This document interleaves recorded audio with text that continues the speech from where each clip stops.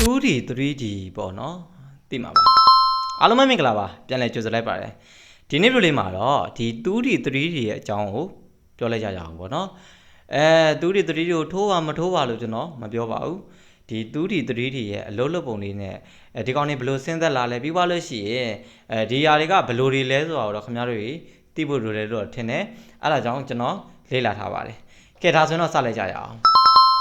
2D ဆိုတာက 2D ပါ 3D ဆိုတာက 3D ပါဒီနှစ်ခုရဲ့အထက်မှာဘာရှိလဲဆိုတော့ Time D ဆိုတာရှိပါတယ်မှန်ပါတယ်Time D ဆိုတဲ့သဘောတရားကဒီထိုင်းနိုင်ငံရဲ့အစိုးရကိုယ်တိုင်ကတရားဝင်ခွင့်ပြုထားတဲ့ T ပေါ့နော်ဒီ T ကနေရတဲ့အကျိုးမြတ်ကိုသူတို့နိုင်ငံရဲ့အခွင့်အရေးမှာအသုံးပြုရလို့တော့လေ့လာထားသလောက်သိရရပေါ့နော်ကဲဒါဆိုလို့ရှိရင်ဒီ Time D ကတော့ဘယ်လိုလာလဲတော့အစိုးရပြောလို့ခင်ဗျားလည်းသိမှာပါပေါ့နော်ဒီကန်ဆယ်မဲလေးတွေကလေးလေးတွေနှိုက်တာတွေပြီးတော့အဲ့လိုပုံစံမျိုးလေးတွေနဲ့ Time D ကတော့လာတယ်ပြီးသွားလို့ရှိရင်အိုက်ကနန်းလေးတွေကိုစုပြီးတော့ဗောနော်ကျွန်တော်တို့ပေါက်တဲ့ကနန်းပြီးသွားလို့ရှိရင်ဗောနော်ဘယ်ကနန်းတွင်ဘယ်လောက်ရတယ်ဘာညာကသူတို့ဘောတတ်မှတ်ပြီးခွဲထားတာလားကဲဒါဆိုလို့ရှိရင်ထိုင်းတီကတော့ခေါ်တော့ခင်ဗျားတို့လည်းသိပေးရဖြစ်တယ်လို့ဒီထိုင်းနိုင်ငံရဲ့အစိုးရကိုယ်တိုင်တရားဝင်ခွင့်ပြုထားတဲ့အရာဖြစ်တဲ့အတွက်ကျွန်တော်တို့တွေဗောနော်ပေါက်ရင်ရမယ်မပေါက်ရင်မရဘူးဘယ်နှလုံးတွင်ဘယ်လောက်ရမယ်ဗောနော်ဒီပုံစံမျိုးနဲ့သွားတယ်ထိုင်းတီကတော့ရှင်းတယ်ကဲထိုင်းတီရဲ့အောက်မှာအစောပြောလို့ 3D 2D ဆိုတဲ့ဒီတရားမဝင်ဗောနော်ဒ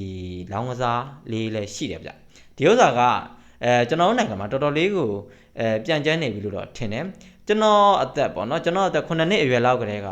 ကျွန်တော်မိဘတွေအရန်ကိုယူမူထိုးခဲ့တဲ့ကဏ္ဍတွေရှိတယ်ပေါ့နော်အဲ့ဒါကကျွန်တော်မှတ်မိသလောက်ပါကျွန်တော်9နှစ်အရွယ်ကကျွန်တော်မိဘတွေထိုးလိုက်တာကကျွန်တော်14နှစ်သားလောက်မှတစ်ခါပေါက်တယ်ပေါ့နော်အဲ့ဒီပေါက်တာကိုလည်းသူတို့ရဲ့အလူကြီးလွတ်လိုက်တာနဲ့ဒီကောင်ကအစောပြောလို့balance ဖြစ်သွားတယ်ပြောချင်တာကဒီကြားထဲမှာထိုးခဲ့တဲ့မြထိုးချက်တွေအားလုံးကအစောပြောလို့ဒိုင်နေနဲ့ပေါ့နော်သူ့ရဲ့အထက်ကကောင်တွေကိုပေးကျွေးနေရတာကိုကျွန်တော်မိပါတယ်လည်းမသိခဲ့ဘူးပေါ့နော်ဒီ 3D ကကြတော့အစောပြောလို့ဒီ time တီရဲ့နောက်ဆုံးကဏ္ဍ3လုံးကိုယူတာပါပြီးတော့ဒီတလောက်ကိုနှစ်ခါထွက်တာကလည်းဆိုတော့ခင်ဗျားတို့တီးပြီးသားဖြစ်မှာပါကျွန်တော်ပြောချင်တဲ့သဘောတရားကဒီ3လုံးပေါ့နော်3ည3လုံးကနေပြီးတော့6 3လုံးဒီကြားထဲမှာစုစုပေါင်းကဏ္ဍပေါင်း1000ရှိရပေါ့နော်အဲ့ကဏ္ဍပေါင်း1000ထဲကမှအစိုးရပြောသလိုကဏ္ဍလေးတစ်ခွက်ပေါ့နော်999ကမပေါက်ဘူးတစ်ခုကတော့ပေါက်သွားတယ်လူရောက်1000ထဲကခင်ဗျားကကန်ကောင်းဆုံးတစ်ယောက်ဆိုလို့ရှိရင်တော့ပြစ်ထိုးလိုက်ပါနော်လက်ထဲမှာရှိတဲ့တိုက်တွေကားတွေခြံတွေအားလုံးရောင်းပြီးထိုးလိုက်ပါခင်ဗျားကဇားနဲ့တက်ပြီးတော့ချမ်းသာသွားပါလိမ့်မယ်အဲ့လိုမဟုတ်ဘဲနဲ့ကိုကပေါ့နော်ဒီလောင်းကစားမှာကံမကောင်းတဲ့သူပြီးသွားလို့ရှိရင်မဲနိုင်တဲ့အခါမှာလည်းအမြဲတမ်းကန်ဆိုးတဲ့လူဆိုလို့ရှိရင်တော့ဒါက4-5မဲနှိုက်တာအောင်မှာခင်ဗျာကန်ဆိုးတာเนาะဆိုတော့ဒီ1000ဆိုတဲ့အကွက်ကြီးထဲမှာခင်ဗျာကထိုးလိုက်တယ်ဗျာကံကောင်းလို့များပြောမနေနဲ့ပေါ့เนาะဒီ9မဲထဲမှာတောင်ကံမကောင်းတာကဒီအကွက်1000ထဲမှာတစ်ခုပေါက်ဖို့ဆိုတာဘလို့နီးနဲ့မှမဖြစ်နိုင်ဘူးလို့တော့ထင်တယ်ဒီဟာကတော့ခင်ဗျားတို့ခင်ဗျားထိုးချင်တို့မထိုးချင်မထိုးနဲ့ပေါ့နော်ခင်ဗျားတို့ရဲ့အုံနောက်ထဲကိုဆိုတာပြောလို့ထိုးသင့်လားမထိုးသင့်လားဆိုတဲ့ idea လေးရိုက်ထည့်ပေးရအကိုကြီးညီရေးပေါ့နော်ကျွန်တော်ကတော့ဒီတစ်လောက်တစ်ခါတော့ကန်ဆန်းကြည့်ချင်တယ်ဒီတိုင်းပေါ့နော်အပြင်းပြ1000လောက်ထိုးပါ9000လောက်ထိထိုးလို့ရတယ်နော်စလောက်နဲ့ရှင်းလိုက်မယ်ဆိုလို့ရှိရင်ဒီ 3D တွေကအများကြီးကိုအစောပြောလို့အဆင်ပြေလို့ပြောလို့ရတယ်ဘလို့လောက်ပဲထိုးမယ်ဆိုတော့1000 2000ပဲထိုးလိုက်မယ်ထိုးပါအဲ့လောက်တော့ကန်ဆန်းလို့ရတယ်ပေါ်တော့ကျွန်တော်တို့တွေ3သိန်း2သိန်း3သိန်း4 5သိန်းထိုးလိုက်မယ်ဆိုလို့ရှိရင်တော့ဆိုတော့ပြောလို့ကိုယ့်လေချောင်းကိုအန်နဲ့ဖောက်လို့ဖြစ်လိမ့်မှာပေါ့နော်သွေးမြင်ရင်တော့ကိုယ့်ရဲ့လေချောင်းကိုယ့်ဘောက်ကိုအန်နဲ့ဖောက်တဲ့ပုံစံမျိုးဖြစ်သွားလိမ့်မယ်ဒါကြောင့်မလို့ခင်ဗျာထိုးသင့်လားမထိုးသင့်လားတော့ကိုယ့်ဘောက်ကိုစဉ်းစားပါအကွက်1000ထဲမှာ999ကွက်ကိုသွေးဖယ်ပြီးတော့ကိုကတကွက်ရဲ့ကန်တွင်းရှင်ဖြစ်မယ်လို့ကိုယုံကြည်ထားရင်တော့ချပါနော်အဲ့လိုမှမလို့တလားတစ်ခါကန်ဆန်းကြည့်ကျင်တယ်ဆိုလို့ရှိရင်တော့နည်းနည်းပါးပါးထိုးလို့ရပါတော့ဒါကတော့ 3D ကိုပြောတာ 3D ကတော့အရင်ကြီးတော့မစိုးဘူးပေါ့နော်ကျွန်တော်ရဲ့မိဘတွေလည်းအရင်တော့ဆွဲဆွဲမြဲမြဲထိုးခဲ့တယ်အခုလက်ရှိလည်းထိုးတော့မှာပဲပေါ့နော်ဘလို့မှလူကြီးတွေကဖြောင်းပြလို့မရပါဘူးကဲဒါဆိုလို့ရှိရင်နောက်တစ်ခုက 2D ပေါ့နော်2D ကတော့လုံးဝကိုမွဲသေးပါဘာလို့အခုလိုပြောရလဲဆိုတော့အကွက်တရာမှာကျွန်တော်တို့တွေတကွက်ပေါက်တာပေါ့နော်အဲ့လိုမျိုးပေါက်တဲ့အခါမှာဆိုလို့ရှိရင်လည်းကျွန်တော်တို့တွေကပေါ့နော်ဒီ100ဝန်း200ဘိုးလောက်ထိုးလို့ရတယ်လည်းဖြစ်တယ်ပြီးတော့နေတိုင်းလည်းထွက်တဲ့ပေါ့နော်တနေ့ကို2ကြိမ်ထွက်တဲ့ကဏ္ဍဖြစ်တဲ့လူတိုင်းထိုးကြရပေါ့ကဲဒါဆိုလို့ရှိရင်ဒီ 2D ကရောပရိုဂိုင်းနာကန်ဆန်းမိန်းလားဆိုတော့ကျွန်တော်တို့ထပ်ပြီးတော့လေ့လာကြည့်လိုက်မယ် 2D ဆိုတာကအစိုးရပြောလို့ဒီပေါ့နော်ထိုင်းမှာဆိုလို့ရှိရင် stock share ဈေးကွက်လေးရှိတယ်ဗျကျွန်တော်နိုင်ငံမှာမြင်လျအောင်ပြောမှဆိုလို့ရှိရင်ရွှေဈေးပြောပါဆိုဗျာရွှေဈေးကအခုလက်ရှိဒီနေ့မှာ12,89,921.23ကျပ်ဆိုလို့ရှိရင်အဲ့ဒီဓာတ်မနောက်က23ဆိုတဲ့ကဏ္ဍလေးကိုထိုင်းတွေကယူတာပေါ့နော်ဒါကကျွန်တော်နိုင်ငံရွှေဈေးကိုပြောတာနော် ထိုင်းနိုင်ငံမှာကြတော့အစောပြောလို့stock share ဝင်အများကြီးရှိရပေါ့နော်ဘယ်လို stock share ဝင်နေလဲဆိုတော့အစောပြောလို့phone stock share ဝင်နေလဲရှိလို့တခြား product တွေပေါ့နော်အဲ့ကောင်တွေအကုန်လုံးရဲ့ total limit ကိုစုလိုက်တယ် total price တွေကိုစုပြီးတော့မှသူတို့ဘာလို့သူတို့တွက်ချက်ပြီးထုတ်လိုက်တဲ့အခါမှာ stock exchange rate ကအစောပြောလို့2100ပေါ့နော်ဥပမာဆိုပါစို့ time back ပေါ့နော် time back 2181.41လို့ထားပါစို့ okay အဲ့ဒီ4ဆိုတဲ့ကဏ္ဍလေးကနှလုံးရဲ့ပေါ့နော်ထွက်တဲ့ကဏ္ဍလေးပါဒီ4ဆိုတဲ့ကဏ္ဍလေးဖြစ်အောင်သူတို့တွေဘလို့ပေါင်းပြီးဘလို့တွေနှုတ်နေလဲကတော့ကျွန်တော်တို့မမြင်ရဘူးဒါကိုလည်း official ချတယ်မပြဘူးပေါ့နော်ဒီဟာလေးကိုကြည့်ရင်တော့ဒီ website မှာသွားပြီးကြည့်လို့ရတယ်ပေါ့နော်ဒီ website ကနေမှတစ်ဆင့်ကျွန်တော်တို့တွေဒီပေါ့နော်ဒီထိုင်းဒီ sorry ဒီနှလုံးပေါ့နော် software တွေ 2D software တွေစီကိုသွားပြီးတော့ link လောက်တာပေါ့နော်အဲ့ဒါတော့ဆိုပါပြောလို့ technical သူ့ဘာလို့ထားတာကျွန်တော်ပြောချင်တဲ့ main source ကကြတော့ဒီပေါ့နော်ဒီ website ကနေပြီးမှကျွန်တော်တို့တွေနောက်ဆုံးကဏ္ဍနှလုံးကိုယူပြီးတော့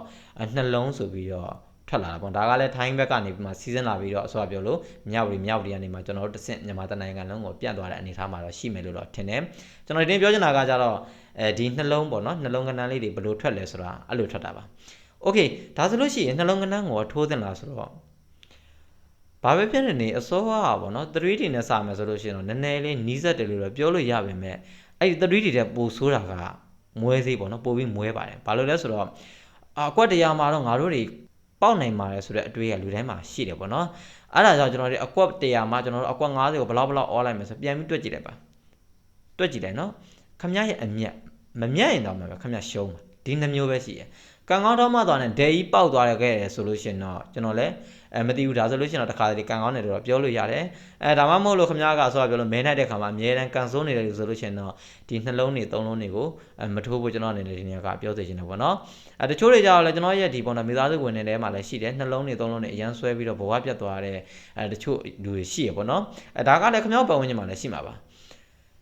ဒီနှလုံးသုံးလုံးထိုးလိုက်လို့ဘဝပြတ်သွားတာရဲ့နောက်ွယ်တွေမှာဘာတွေဖြစ်လာလဲဆိုတော့မိသားစုတွေပေါ့နော်မိသားစုတွေကွဲသွားတာရှိတယ်ဒါကြောင့်မလို့ကျွန်တော်ကဆိုပြောလို့ဒီနှလုံးသုံးလုံးရဲ့ဒီ main source ထွက်ပုံထွက်နည်းလို့လည်းပြောပေးတယ်ပြီးတော့ပေါင်းနိုင်ကြီးရှိမရှိဘူးလဲခင်ဗျားတို့ကိုပြောပေးတယ်ဆိုတော့ပြောလို့ခင်ဗျားကဒီမဲနိုင်တိုင်းကံကောင်းနေတဲ့လူတွေရောက်9မဲနိုင်ရင်တော့မှပဲပါတုတာထဲမှာအမြဲတမ်းဒီ3စုထဲမှာတစုပေါက်နေတဲ့လူတွေရောက်ဆိုရင်တော့ထိုးနော်ထိုး